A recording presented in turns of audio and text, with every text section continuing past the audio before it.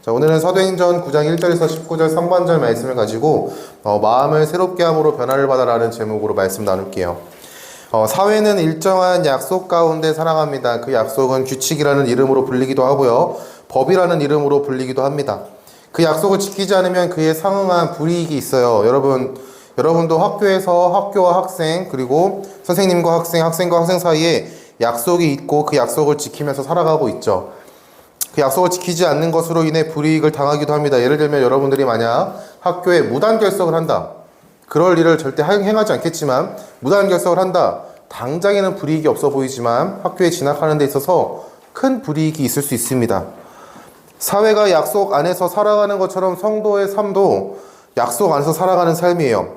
이 약속은 어찌 보면 세상과는 다른 가치관을 드러내는 것이고 세상보다 높은 수준을 가지기도 합니다. 또는 세상과는 완전히 다른 구별된 가치관을 가지기도 해요. 이 약속은 하나님께서 율법이라는 이름으로 우리에게 주신 말씀입니다. 율법은 하나님께서 하나님의 백성에게 주신 선물입니다. 선물.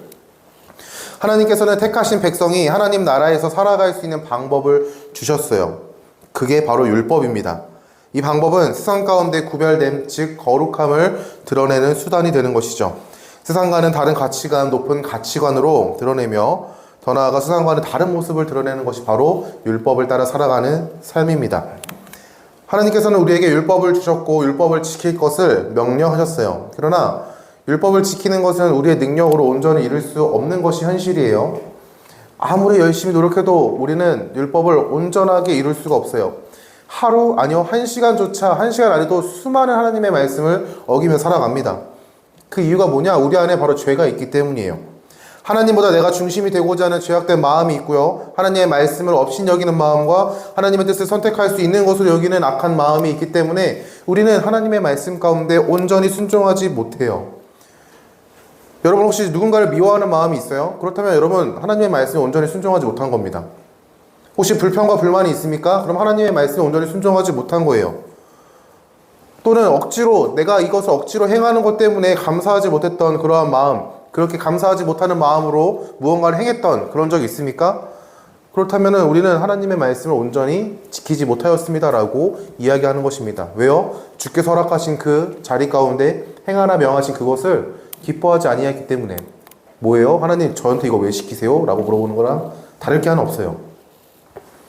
저 오늘의 말씀은 하나님의 말씀을 오해하고 자기가 가지고 있는 지식과 경험을 가지고 하나님의 말씀에 온전히 순종하지 못했던 두 사람에 대해서 얘기합니다. 오늘 말씀에 등장하는 사람은 사울과 아나니아라는 사람이에요. 사울은 유대인이었고 하나님을 잘 아는 바리새인이었습니다. 자, 여러분 전제가 중요해요. 사울은요 유대인이었어요. 하나님의 말씀을 잘 아는 바리새인이었어요. 이에 대해서 빌립보서 3장 5절 말씀에 사울이 어떠한 자인지에 대해서 이렇게 이야기합니다. 나는 8일 만에 할례를 받고 이스라엘 족속요 베냐민의 지파요 히브리인 중에 히브리인이요 율법으로는 바리새인이요 라고 얘기해요. 사울은 하나님의 말씀인 창세기 17장 12절의 말씀을 가지고 나는 태어나자마자 8일 만에 할례를 받은 사람입니다 라고 얘기해요. 그리고 이스라엘의 족속이요 베냐민의 지파요 히브리인 중에 히브리인이라는 의미는 뭐냐? 내 부모님들은 유대인이고 그리고 내 부모님들은 아브라함의 때부터 시작된 그 순수 혈통 가운데 있었던 유대인입니다 라고 얘기하는 겁니다. 이방인과 피가 섞이지 않은 나는 순수 혈통이에요 라고 강조하는 거예요. 또 사울은 자신을 가리켜서 율법으로는 바리새인입니다 라고 얘기합니다. 바리새인. 그 뭐냐? 하나님의 말씀을 많이 알았고 많이 배웠고 많이 외웠으며 삶 가운데 많이 실천했습니다 라는 것들을 강조하고 있어요. 그런데 이러한 사울의 모습, 하나님을 향한 열심을 가지고 있었던 그 사울의 모습은 오늘 말씀에 보면은요 교회를 핍박하는 존재로 그려져요. 교회를 핍박하는 것에 있어서 앞장섰던 사람입니다. 사도행전 8장 3절 말씀이 이렇게 나와요. 사울이 교회를 진멸할세 각 집에 들어가 남녀를 끌어다가 옥에 넘기니라 라고 얘기합니다. 그리고 9장 1절에서 2절 말씀이 이렇게 얘기합니다. 사울이 주의 제자들에게 대하여 여전히 위협과 살기가 등등하여 대제사장에 가서 다메섹 여러 회당에 가져갈 공문을 청하니 이는 만일 그 예수를 따르는 사람을 만나면 남녀를 막론하고 결박하여 예루살렘으로 잡아오려 함이라 라고 이야기합니다. 사울은 하나님의 백성으로서 예수를 따르는 존재, 사람들이 잘못되었다라고 확신했어요. 그렇기 때문에 예수님을 따르는 사람들을 핍박하는 것에 있어서 마땅히 여겼습니다. 사도행전 8장 1절 말씀에 스데반의 죽음을 바라보면서 사울이 이렇게 얘기해요. 8장 1절 상반절 말씀에 사울은 그가 스데반이 죽임을 당함을 마땅히 여기더라 라고 얘기합니다. 여러분, 사울의 행동은요, 예수님을 믿는 사람들 입장에서 보면요 핍박이었는데, 반대로 유대인들의 입장에서 보면요 하나님의 말씀을 향한 굉장한 열정적인 순종이었어요. 하나님의 말씀을 향한 온전한 순종이었습니다. 그런 그가 오늘 교회를 핍박할 합당한 권리를 받기 위해서 이제 대제사장에게 가서 다메섹 여러 회당에 가져갈 공문을 청해요. 이게 뭐냐면, 이제 내가 예수를 믿는 사람들을 핍박하고 감옥에 가두는 것은 하나님 앞에서 죄가 되지 않는다. 이것은 하나님의 말씀에 순종함으로 나아가는, 이거 신성모독하는 이단자들을 향한 하나님의 심판이다. 그것을 내가 하나님의 말씀으로 하나님의 뜻으로 행하는 거야 라고 이야기하는 거예요. 합당한 권리를 갖기 위해서 그렇게 나아가는 것이죠. 그러한 사울이 길을 가다가 다메섹에 가까이 왔을 때 호련히 하늘로부터 빛이 사울을 둘러 비추었다라고 성경은 얘기합니다. 사울은 이 사건, 호련히 하늘로부터 나를 빛이 비추는 사건이 하나님께서 나에게 찾아오신 임재하신 사건이라는 것을 인지했어요. 그렇기 때문에 땅에 엎드려서 어떠한 음성이 들리는지에 대해서 귀 기울였습니다. 그리고 이러한 음성이 들려요. 사울아 사울아 네가 어찌하여 나를 박해하느냐라는 음성이었습니다. 여러분 한번 생각해 봐봐요. 나는 하나님의 말씀을 따라서 하나님의 뜻을 따라서 예수를 믿는 자들, 잘못되었다라고 확신하는 사람들을 핍박하고 감옥에 가뒀습니다. 근데 하나님의 임재 가운데 들려온 음성이 뭐예요? 바로 사울아 사울아 네가 어찌하여 나를 핍박하느냐 박해하느냐 라는 음성이었어요. 당황스럽죠? 그 가운데 사울이 묻습니다. 주여 누구십니까? 하나님인 건 알겠는데 내가 아는 하나님이랑 다른데 도대체 누구세요? 라고 묻는 거예요. 그때 이러한 음성이 들려옵니다. 9장 5절에서 6절 말씀입니다. 대답하여 주여 누구시니까 이르시되 나는 네가 박해하는 예수라. 너는 일어나 시내로 들어가라. 내가 행할 것을 내게 이를 자가 있느니라 하시니 라고 얘기합니다. 여러분, 사울은 이해할 수가 없는 거예요. 자, 생각해 봐봐요. 자, 자기 자신은 하나님의 말씀을 따라서 예수를 따르는 사람들을 핍박하고 그들을 잡아들였습니다. 이게 정당하고 옳은 것으로 이해했어요. 왜요? 이들은 우리 말씀의 입장에서 봤을 때 예수를 따르는 사람들은요 신성모독자고요 이단자예요. 그렇기 때문에 하나님의 말씀을 가지고 그들을 합당하게 핍박했습니다. 잡아들였어요. 이게 하나님의 거룩을 위한 행동이라고 생각했습니다. 근데 하나님의 임재 가운데 들려온 음성이 뭐예요? 네가 왜 나를 박해하느냐 라는 거예요. 내가 하나님을 언제 박해했지? 묻습니다. 주님 누구세요? 그 음성 가운데 들려온 말씀이 뭐예요? 나는 네가 박해하는 예수라 라는 음성이었습니다. 내가 박해하는 대상이 하나님이라고 하는데 왜 하나님은 자기 자신을 가리키면서 예수라고 하는가? 라는 질문이 던져졌을 것 같아요. 자신이 가지고 있는 말씀에 대한 지식과 경험과 삶으로 비추어 봤을 때는요 지금 이 상황이 온전히 이해할 수 없는 상황들 투성이에요. 성경은 사울이 예수님을 만나게 된 사건이 단순하게 사울이 어떠한 환청을 들었다, 환상을 보았다라는 것으로만 끝나지 않아요. 실제로 일어난 사건이고 9장 7절의 말씀에 사람들이 보지는 못하였으나 귀로는 들었습니다라고 성경은 이야기합니다. 사울은 눈이 멀게 되었습니다. 그리고 사람들의 손으로 이끌려가지고 시내로 들어가게 되었어요. 그리고 사흘 동안 먹지도 못하였고 보지도 못하였다라고 성경은 이야기합니다. 사울은 그 가운데 하나님의 말씀을 의지하여 내가 행할 것을 내게 이를 자가 있느니라 라는 그 말씀을 의지하면서 기도했어요. 기다릴 수밖에 없었거든요. 사울이 그저 기도만 할 수밖에 없던 그때 예수님께서는 다메섹에 있는 아나니아라는 사람에게 찾아옵니다. 오늘 다른 인물 그 아나니아에게 찾아와요. 9장 11절에서 12절 말씀입니다. 주께서 이르시되 일어나 집가라 하는 거리로 가서 유다의 집에서 다소 사람 사울이라 하는 사람을 찾으라. 그가 기도하는 중이니라. 그가 아나니아라 하는 사람이 들어와서 자기에게 안수하여 다시 보게 하는 것을 보았느니라 하시거늘 이라고 얘기합니다. 사울에게 가라는 그 하나님 예수님의 말씀 가운데 아나니아는 이렇게 답변해요. 9장 13절 14절 말씀에 이렇게 예수님께 답변합니다. 아나니아가 대답하되 주여 이 사람에 대하여 내가 여러 사람에게 듣사온지 그가 예루살렘에서 주의 성도에게 적지 않은 해를 끼쳤다 하더니 여기서도 주의 이름을 부르는 모든 사람을 결박한 권한을 대제사장들에게 받았나이다 하거늘 이라고 얘기합니다. 아나니아는요 사울에게 가는 것을 망설였어요. 하나님의 말씀이었지만 하나님께서 명령하신 말씀이었지만 사울에게 가는 것을 망설였습니다. 그 이유가 뭐예요? 사울이 행한 일들을 들었기 때문이에요. 교회를 핍박했고 예수 믿는 자들을 지금 잡기 위해서 혈안이 돼 있고, 더 나아가 그 잡는 행위가 하나님의 뜻이다라고 얘기하면서 합당하게 그것을 행하는 그 모습들을 들었어요. 그리고 뭐예요? 스데반이라는 집사가 그 가운데, 사울이 있는 그 가운데서 죽임을 당한 사건도 들었을 것입니다. 그 상황 가운데 이제 너무나도 혼란스러운 거예요. 왜 하나님은 사울이라는 사람에게 가라고 하실까? 너무나 당황스러운 거죠. 자신의 경험에 비추어 봤을 때 가면요 손해예요. 내 경험으로 비추어 보니까 지금 가면요 위험해요. 근데 하나님은 가라고 말씀하세요. 9장 15절 16절 말씀 이렇게 말씀하십니다. 주께서 이르시되 가라. 이 사람은 내 이름을 이방인과 임금들과 이스라엘 자손들에게 전하기 위하여 택한 나의 그릇이라. 그가 내 이름을 위하여 얼마나 고난을 받아야 할 것을 내가 그에게 보이리라 하시니 라고 말씀하십니다. 아나니아는 이 말씀을 듣고 말씀 순종함으로 사울을 만나러 갑니다. 그리고 사울을 만나 그에게 하나님께서 너를 위해서 계획하신 일들을 이야기하고 안수하고 기도해줘요. 그리고 그에게 세례를 베풀어 줍니다. 사울은요 눈이 떠졌어요. 보지도 못했던 그 삶이 다시 새로운 빛을 받아 새로운 삶을 살아가는 존재가 되었습니다.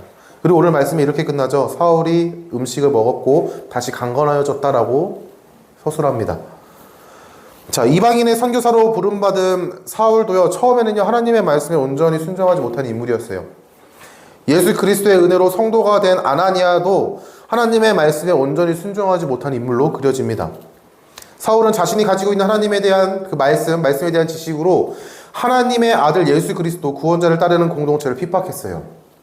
아나니아는 어때요? 자신이 경험한 것으로 하나님의 말씀을 판단하고 거부했습니다. 이러한 모습은 우리에게서 똑같이 드러나는 모습이에요. 여러분 중에 사울과 같은 모습을 드러내는 사람이 있습니까? 내가 좀 안다고, 내가 좀 배웠다고, 학교에서 공부 좀 잘한다고. 혹시 하나님의 말씀을 가볍게 여기시는 분이 있어요? 또는 내가 경험해보니까 이때는 이렇게 하는 게 맞는데 왜 하나님이 이렇게 하라고 말씀하실까? 하면서 하나님의 말씀을 판단하고 거부했던 적 있습니까? 이런 거예요. 사울처럼 하나님의 말씀을 조금 안다고 내가 모태신앙과 신앙의 경력이 많다고, 또는 이런 것도 있습니다. 신학을 공부했다고 내가 교회에서 목회자와 리더와 교사라는 직분을 감당하고 있는 사람이라고, 내가 가지고 있는 지식을 비춰봤을 때 하나님의 말씀을 판단합니다. 아니면 세상 지식을 가지고 하나님의 말씀을 판단해요. 하나님의 말씀을 이러하지만 내가 배운 것, 내가 아는 것, 내가 갖고 있는 지식들을 비춰보니까 이 상황에서는 이렇게 하는 게 맞아. 하나님 이거 틀렸습니다. 라고 판단하고 거부하지는 않습니까? 아니면 아나니아처럼 내가 이 일에 대한 전문성, 내가 많은 경험을 가지고 이 분야에서 많은 경험을 했다고, 많은 지식을 갖고 있다고, 많은 행사와 많은 문제 앞에서 이렇게 행동해보니까 잘 되었다는 그런 많은 경험들을 가지고 있다고 하나님께서 이렇게 행하라는 말씀 가운데, 아니요 하나님 이때는 이렇게 하는 게 맞는 것 같은데요 라고 하나님의 말씀을 판단하거나 거부하고 있지는 않습니까? 하나님의 율법 말씀을 온전히 이루지 못하는 모습, 순종하지 못하는 모습은요 우리 안에 있는 죄로 인함이에요.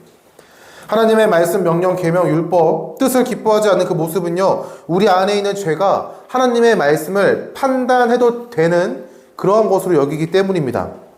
죄는 우리의 경험과 지식을, 그리고 우리의 생각을 가지고 하나님의 말씀을 판단하게 해요. 그리고 하나님의 말씀에 온전하게 나아가지 못하게 합니다. 또한 내 안에 일어나는 감정과 불평과 불만과 같은 부정적인 감정은요 하나님이 하나님됨을 인정하지 않는 그 모습입니다. 바로 죄로 인한 결과죠. 죄로 인해 내 삶 가운데 드러나는 모습들이 바로 이러한 모습들입니다. 여러분, 이러한 모습은 하나님을 향한 불신으로 드러나는 모습이에요. 왜요? 하나님이 하나님 되지 못하니까. 내가 입술로는 하나님이 내 삶의 인도자입니다라고 고백하지만 인도자 머리로는 인정하지만 내 삶으로 인정하기 힘들어. 그러한 존재이기 때문에. 왜요? 믿음 없음이죠. 불신입니다. 불신. 교회 성도, 하나님 나라, 하나님의 백성이라고 하나님께서 우리에게 이야기하시고 죄인된 우리를 그렇게 여겨주시지만 정작 우리는 하나님의 말씀에 온전히 순종하지 못해요. 이러한 모습이 때로는 나의 연약함을 크게 바라보는, 그리고 나조차도 나를 용납하지 못하는 정죄의 이유가 됩니다. 또는 내가 이렇게 하는데 왜 너는 못해? 라는 타인을 향한 정죄의 이유가 되기도 하죠. 자, 우리의 이러한 연약한 모습을 보시고 분명히 다 아셨어요. 하나님께서는 다 아시고 우리에게 구원자를 보내주실 것이다 라고 구약의 말씀 가운데 약속하셨습니다. 그리고 그를 통해서 하나님의 백성의 삶, 말씀에 순종하는 존재가 되게 하시겠다라고 약속하셨어요. 자, 신명기 30장 6절 말씀 볼게요. 신명기 30장 6절입니다. 네 하나님 여호와께서 네 마음과 내 자손의 마음에 할례를 베푸사 너로 마음을 다하며 뜻을 다하여 네 하나님 여호와를 사랑하게 하사 너로 생명을 얻게 하실 것이며 라고 말씀하십니다. 자, 마음을 새롭게 하는 마음의 할례, 그 마음의 할례를 베푸시겠다라고 하나님의 약속은요, 여기서만 기록된 것이 아니라 에스겔서에도 기록되고 있어요. 에스겔 36장 24절 27절입니다. 내가 너희를 여러 나라 가운데 인도하여 내고 여러 민족 가운데서 모아 데리고 고국 땅에 들어가서 맑은 물을 너희에게 뿌려서 너희로 정결하게 하되 곧 너희 모든 더러운 것에서와 모든 우상 숭배에서 너희를 정결하게 할 것이며 또 새 영을 너희 속에 두고 새 마음을 너희에게 주되 너희 육신에서 굳은 마음을 제거하고 부드러운 마음을 줄 것이며 또 내 영을 너희 속에 두어 너희로 내 율례를 행하게 하리니 너희가 내 규례를 지켜 행할지니라 라고 얘기합니다. 뭐예요? 하나님께서 우리의 이러한 죄악된 모습을 아시고 연약한 모습을 아시고 우리에게 율법과 선지적 구약의 말씀 가운데 분명하게 약속하셨고 그 약속을 성취하셨다라고 말씀 가운데 이야기하고 있어요. 그 말씀의 성취를 누가 이루셨습니까? 예수님께서 이루셨죠. 하나님의 아들이신 예수님께서는요, 사람의 몸으로 이 땅에 오셨어요. 하나님의 말씀에 온전히 순종하셨습니다. 하나님의 말씀에 온전히 순종하심으로 하나님께서도 인정하시는 하나님의 의를 이루셨어요. 그리고 죄가 없는 그분이 죄인의 신분으로 십자가에 못 박혀 죽으셨습니다. 왜요? 우리의 죄를 담당하시기 위해서. 여러분, 죄의 값은요, 죄의 삭은요, 사망입니다. 사망. 죽어야 돼요. 죄로 인한 결과는요, 죽음입니다. 내가 죽어야 되는 그 상황 가운데 예수님께서 대신 죽으셨어요. 여러분, 대신 죽으셨다라는 의미를 신학적인 용어로 대속이라고 합니다. 대속. 대신 값을 치르신 거예요. 내가 갚을 수 없는 하나님 앞에서의 큰 그 죄악된 결과가 뭐예요? 죽음인데, 이 죄값을 죽음으로 갚아야 되는데 예수님께서 내가 가지고 있는 죄값을, 죄도 없으신 그분이 내가 가지고 있는 죄값을 대신 갚아주셨다라는 거예요. 어떻게 해요? 십자가의 죽음으로서 말이죠. 그래서 십자가가 단순한 죽음이 아니에요. 십자가를 바라볼 때면 우리는 내 죄악된 모습들이 얼마나 크게 드러나야 되는지, 그리고 그 죄 가운데 얼마나 큰 은혜를 받았는지에 대해서 여러분 깨달을 수 있어야 됩니다. 그게 그 하나님의 은혜 안에서 우리가 반응할 수 있는 모습이에요. 예수님께서는 십자가에서 죽으심으로 우리 죄를 담당하셨습니다. 그리고 하나님과 사람 사이, 죄인 사이의 관계를 회복하시는 화목제물이 되셨어요. 예수님께서 아버지 하나님께서 계획하신 구원을 성취하셨고 그리고 하늘로 올라가셨습니다.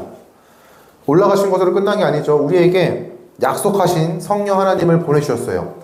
그리고 마태복음 말씀에 내가 너희와 세상 끝날까지 함께하리라는 그 말씀을 이제 우리는 누구와 함께 동행합니까? 성령 하나님과 동행하면서 하나님께서 우리에게 행하시는, 공급하시는 은혜를 가지고 살아가는 존재가 되었습니다. 어떠한 삶이에요? 그게 바로 하나님의 자녀, 백성된 삶입니다. 하나님 나라의 백성된 성도, 하나님의 자녀는 그 은혜에 감사함으로 아버지 하나님을 사랑함으로 세상 가운데 하나님의 말씀을 전합니다. 하나님의 뜻을 선포하고 복음을 세상 가운데 선포하는 거예요. 이 소식을 듣고 예비하신 자들이 하나님의 부르심 가운데 나오게 되었습니다. 그리고 하나님은 그들을 품으시고 하나님의 자녀와 백성 삼아 주셨어요. 여러분, 우리도 누군가가 하나님 예수 그리스도의 은혜에 감사함으로 감격함으로 세상 가운데 선포한 복음을 듣고 이 자리 가운데 있는 것인 줄 여러분 잊지 않길 바랍니다.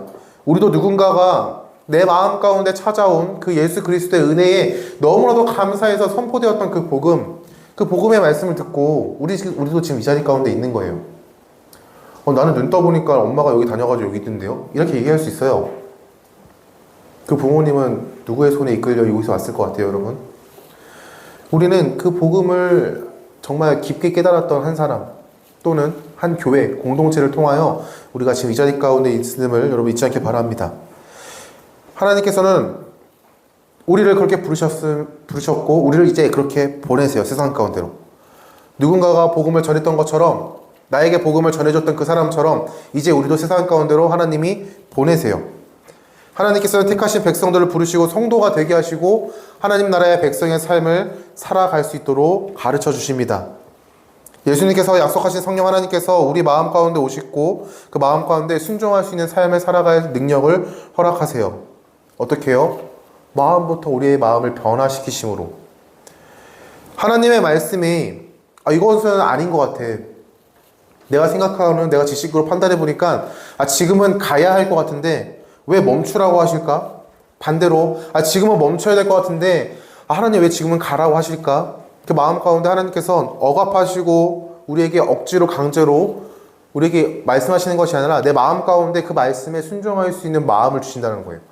내 마음을 그렇게 바꾸시고 그 안에 담대함도 허락하시고 두려운 마음 가운데 담대함을 허락하시며 믿음 없는 가운데 믿음을 허락하시고 하나님을 바라볼 수 있는 은혜도 허락하시고 그 가운데 우리가 주의 말씀 가운데 한 걸음 한 걸음을 내딛는 것을 허락하신다라는 것이죠.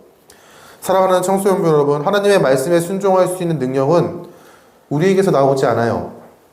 내가 가지고 있는 지식으로 하나님의 말씀에 순종하는 것이 아닙니다. 우리가 가지고 있는 지식이 깨진 후에 예수 그리스도께서 우리에게 허락하신 그 은혜를 알 때 그때 우리는 하나님의 말씀에 순종할 수 있어요. 예수 그리스도를 힘입어 우리는 믿음으로 하나님의 말씀에 순종하는 것입니다. 내가 가지고 있는 지식을 넘어선 아버지 하나님의 사랑을 힘입어서 우리는 그 말씀 가운데 순종함으로 나가요. 마찬가지로 하나님의 말씀은 내가 가지고 있는 경험을 가지고 순종하는 것이 절대 아니에요. 내가 가지고 있는 경험이 깨진 후에 예수 그리스도께서 우리에게 허락하신 그 은혜, 아버지 하나님의 선하심을 알 때 우리는 하나님의 말씀에 순종함으로 나아갈 수 있습니다. 내 경험으로는 멈춰야 하는 상황 가운데 반대로 가야 되는 상황 가운데 우리는 내가 바라보고 판단하는 그 상황을 의지하며 나가는 것이 아니라 아버지 하나님이 선하시기에 그가 나의 선한 목자가 되시기에 우리는 그분의 말씀 가운데 기뻐함으로 순종함으로 나아가는 거예요.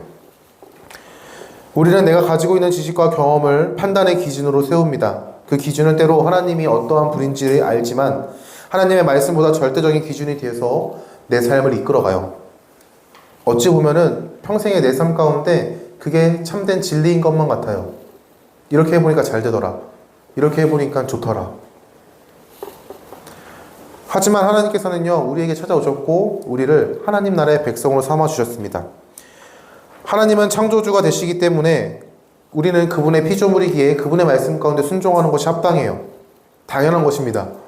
하지만 우리 안에 있는 죄가 그것을 거부하죠. 그렇기 때문에 예수님께서 이 땅 가운데 오셨고 죄 가운데서 우리를 구원하셨으며 하나님과의 관계를 회복하셨어요. 그리고 약속하신 성령님을 보내시어 우리 마음을 변화시키셨습니다. 마음으로부터 하나님의 말씀에 순종할 수 있는 힘을 주시는 것이죠.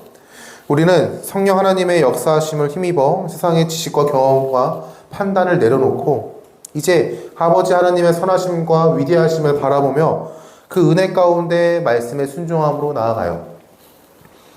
이제 우리는 세상의 기준이 아닌 내 안에 역사하시는 일하시는 성령 하나님의 일하심을 따라 살아가는 성도가 됩니다. 이러한 모습이 때로는 세상이 미련해 보인다고 할 수 있어요. 이러한 모습이 세상이 우리를 바라봤을 때 멍청하다라고 이야기할 수 있어요. 맞아요. 그럴 수 있어요. 그러나 우리는 이제 예수 그리스도의 은혜 안에 있기 때문에 세상의 판단과 정죄 가운데 휘둘리지 않습니다. 그리고 우리의 삶의 모습을 통하여 그리스도의 사랑을 증거해요. 그리고 누군가는 우리의 모습을 통해서 질문하겠죠. 우리는 그때 우리에게 허락하신 은혜를 흘려보내면 되는 것입니다. 여러분의 삶이 그러한 삶 될 수 있길 바랍니다. 여러분 세상의 유혹과 판단과 정죄 가운데 흔들리지 아니하고 여러분이 어떠한 존재인지 여러분을 구원하신 예수님을 기억하며 그 말씀 가운데 기뻐하며 화답했으면 좋겠습니다. 그 걸음이 억울함에 억지로 걸어나가는 걸음이 아니라 마음으로부터 그 말씀이 너무도 즐겁고 기쁘고 감사해서 내딛는 걸음이 될 수 있길 바라요. 그 가운데 하나님은요, 여러분에게 예비하신 은혜들을 허락하실 거예요. 상상하지도 못했던 방법으로 채우시는 은혜와 내가 생각하지도 못했던 방법으로 도우시는 그 은혜를 하나님께서는 우리가 누리게 하실 거라는 것이죠. 여러분들이 그러한 삶 살 수 있기를 예수님의 이름으로 축원합니다.